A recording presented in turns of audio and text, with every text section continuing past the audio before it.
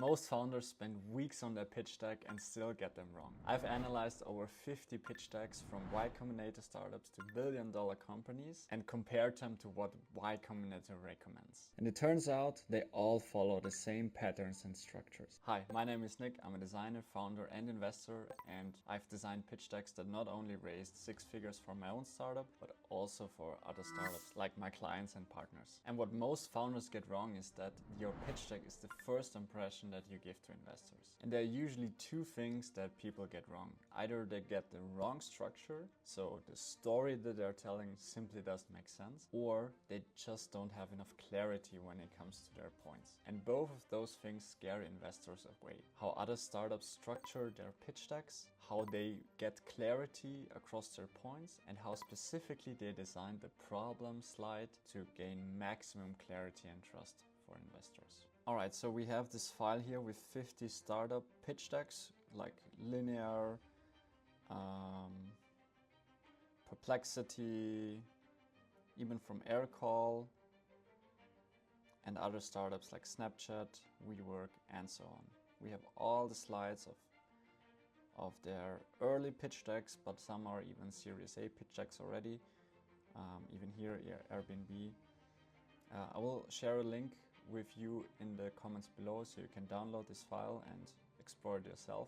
But this is what I will be analyzing today. So I went through all these files to highlight a few things and patterns that I found. But don't worry, I went through all the files so you don't have to, and discover the patterns and structure they use and also what Y Combinator uses. And talking about Y Combinator, they have a guide on how to structure pitch decks. And this is what Y Combinator says, but also what I found in the other pitch decks in the file. And I turned that into a rough structure, and I want to explain what each slide does so you have a better understanding of how to structure it yourself, and then we can also take a look at the real examples of how and where they use the structure.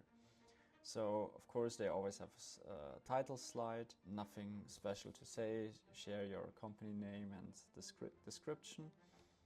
And after that, we already go to the most important slide that most people get wrong. And they get it wrong because here you need full understanding of what the actual problem is and how you can tell this problem to people who are not part of your industry. So here, as an example, most pitch decks suck. This is a problem everyone understands. And if you get this statement right, you get this slide right. And if we look at other examples, problem slides. So for instance, here I highlighted all the different slides and color coded them. Linear, they made it very clear. Current issue trackers feels like a chore to use. And they even gave a few examples like cluttered UI, it's painfully slow.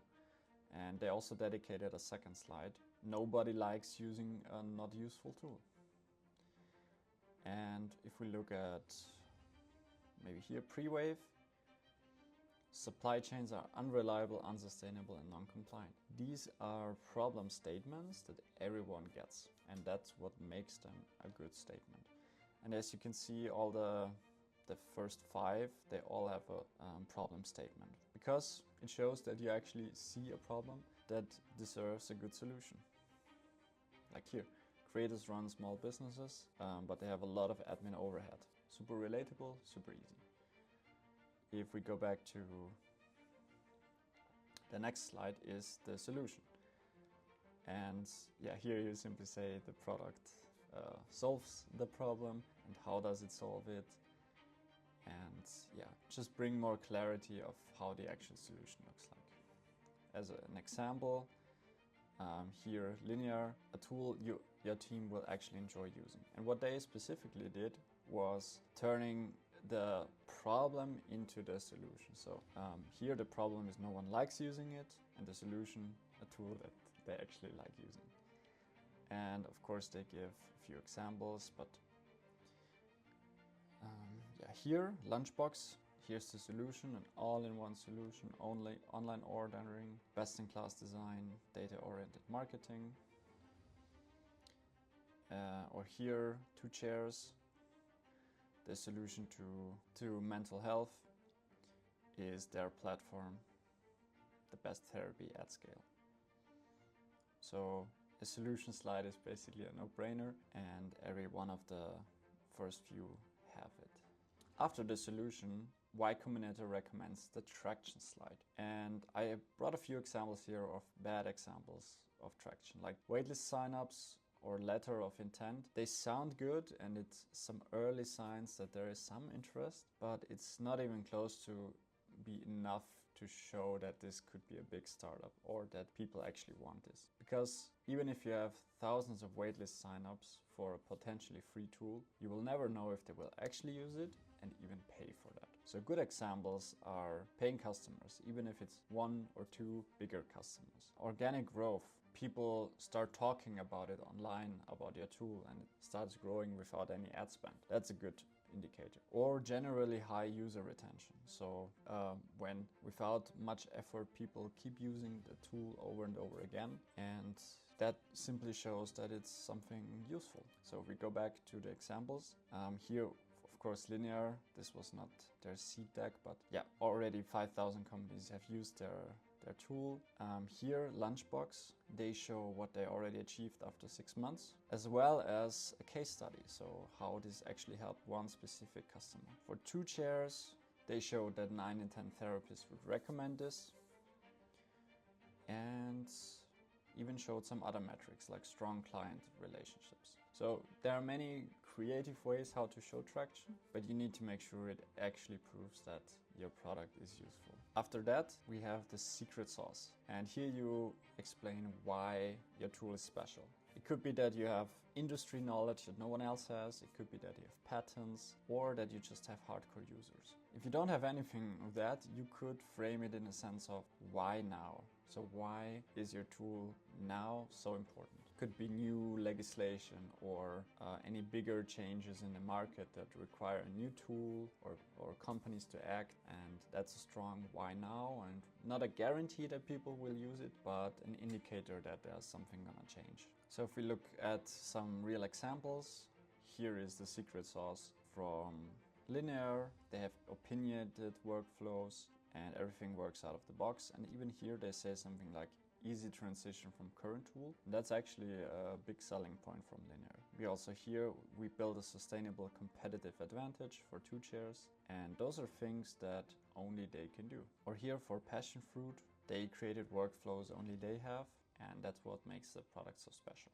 And what you can see here is they put the slide behind, like right after the solution. It makes sense sometimes in a storytelling arc that this is the solution and this is what makes it great, but also the traction could be implemented right after that. Because you could say this is the solution and we already made a lot of proof that it works. So if you go through the file, you can see that some do it like this, some do it like that, but either way, you have to talk about it. The next slide that Y Combinator recommends is the business model. So how you make money, how you plan to grow your business, and how you charge. For instance, for AI startups, they could charge via subscription or just based on usage.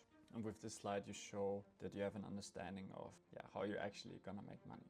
So if we look at some real examples here, we have Monite, and their business model looks like this. So they have a platform, and they also have some other revenue streams. Here, Grandstand, this is how they make money, and they also come with more social proof and traction by saying it's a proven business model with active athletes. After that, and I think this is one of the most important slides, is the market opportunity. Here you have to show somehow that you can be 100x startup, because VC funds and investors, they invest in a lot of startups and they know that 99% of them will fail, but there will be some winners in those failures that make all their money back and even more.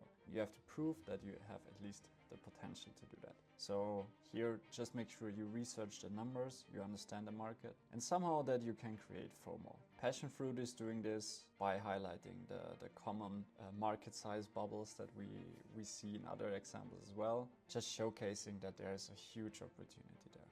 Or here, the opportunity slide from Seam, where they see how they can tackle many different markets or stores with iOS, Epic Games, and so on, and show how big the potential actually is. After that, you have the team slide, just showcasing that there are actual experts working on the product, and Y Combinator recommends that they want like 2 to 4 founders. One founder is usually not enough to get everything done, and everything above 4 is just too many different stakeholders. And yeah, of course, ideally you have domain experts that know not only how to build software, but also specifically how to solve problems in this market. So if we look at 2Chairs, this is how they handled the team slide. And of course, they already have a bigger team. This is Passion Fruit again, where they also explain specifically why they are domain experts. Or here at Grandstand, yeah, this is a single founder, but still you have to show and play with the cards you're dealt with. And this is, and then the final slide, and of course this depends on the setting and where you present your pitch, but here is the ask. So what do you actually need from the person that is listening? So here you show how much money you actually need, how you're gonna use it, and why you need the money now. In this file, not every slide deck has this ask, because different settings, different ways where we got those pitch decks from. But for instance, here we have Hive, and their ask looks like this: the timing, its convertible note, and then how much they actually need and for what. Another example is Sincera. Here they even outlined a post-funding strategy. So they're gonna hire with the money, and they're gonna grow in different ways. So to summarize, let me walk you through each slide and share the final thoughts about them. So you have the title page, the problem, which is probably one of the most important slides, which just shows, do you actually understand the problem, and can you tell investors that don't know anything about the industry why it actually matters? The solution, how you're gonna solve that, and then the traction. Here you have to get creative if you are starting out, but instead of showing weak and bad examples of traction, try to find. Next is the traction slide. Somehow you have to show that there is some interest in your product, otherwise it's really hard to convince investors. Next we have the secret sauce. What makes it so special and why only you can solve the problem in a good way. The business model, how you're actually planning to make money and how you're planning to grow. The market opportunity, incredibly important slide, show that this could be a 100x startup. And then the team and the final ask, how much money do you need and how are you going to use it? And with this structure